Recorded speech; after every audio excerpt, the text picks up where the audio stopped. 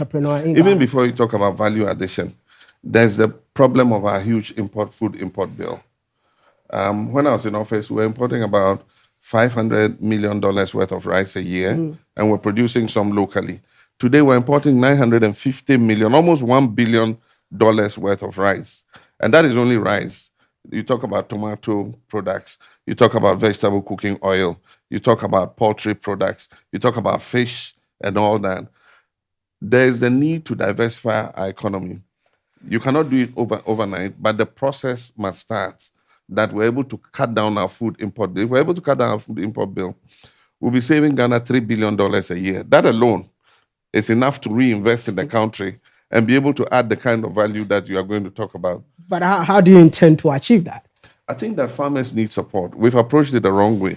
I realized some of the things that we ourselves did mistakes with. We imported tractors and agricultural equipment and we gave it to farmers. The farmer does not need the tractor, he doesn't need the agricultural equipment. He needs the services of a tractor. So somebody who knows how to maintain that tractor must have a service center where he provides the services to the farmer. But we gave the tractors to the farmers. In a year or two, the tractor has broken down because he doesn't know that every 6 months you must change the engine oil, you must change the filters, Exactly. you must grease the tractor. He doesn't know that. So we'll approach it differently. I think that this government had an opportunity with the planting for food and jobs. I think that money, part of it should have gone into setting up agricultural service centers where companies that know how to handle agricultural machinery keep the machines, but they offer the services to the farmer at a fee. If the farmer is not able to pay, you can give him a credit line. When he harvests his crops and he sells his crops, he can come and pay what he owes. It will even help with agricultural credit.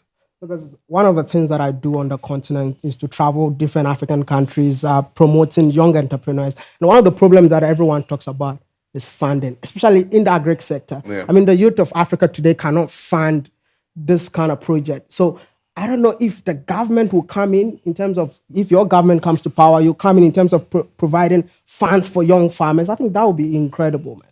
You see, the thing about agriculture and farming is you need the big entrepreneurs to go in, and then based on that, if they put in the processing and the nucleus farm, then you have outgrower farmers. And you can bring the youth in and scale them up as they make money. I mean, it's done in Kenya. It's done. You have the big tea plantations, but then you have the small tea farmers too.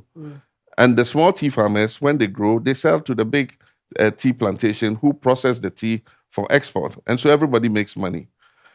You cannot just take a small young entrepreneur and build him into a successful farmer overnight. He needs to be mentored by a bigger entrepreneur. And don't tell me we don't have entrepreneurs in Ghana. We have them. They're buying Ferrari cars. They're buying Bugattis. Instead of looking into agriculture. I mean, one of our MPs said, if you want to be a poor man, go into agriculture. He doesn't know. He should go to East Africa and see some of the richest people are farmers. And I'm sure that if our people just stopped trading, as soon as somebody gets money, all he wants to do is trade.